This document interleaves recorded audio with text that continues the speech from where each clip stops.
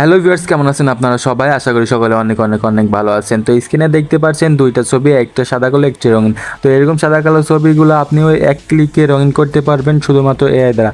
First of all আপনাদের চলে যাইতে হবে প্রথমে গুগলে যে আপনি সার্চ দিবেন palette palette FM. Palette FM দিয়ে সার্চ দিবেন গুগলে, দেওয়ার পরে ফার্স্টে যে ওয়েবসাইটটা আসবে এই ওয়েবসাইটের ভিতর প্রবেশ করবেন। এইটা দিয়ে মূলত আপনি আপনার সাদা কালো ছবিকে রঙিন করবেন।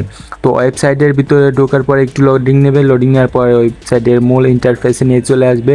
আসার পরে দেখেন এই জায়গায় লেখা আছে স্টার্ট ফর ফ্রি।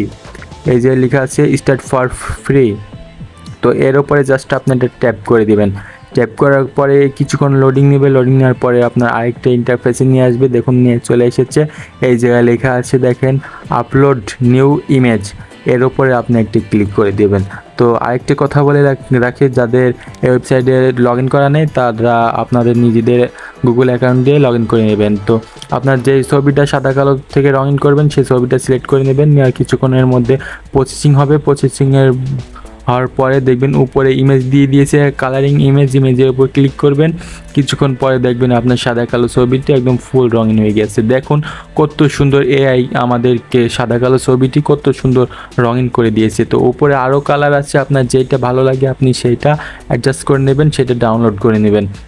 তো দেখেন আমি একে একে আপনাদেরকে প্রতিটি ইমেজ দেখাচ্ছি। দেখেন আপনাদের কোন ইমেজটা যে ইমেজটা ভালো লাগবে সেই ইমেজটা আপনারা নিয়ে জাস্ট ডাউনলোড করে নেবেন।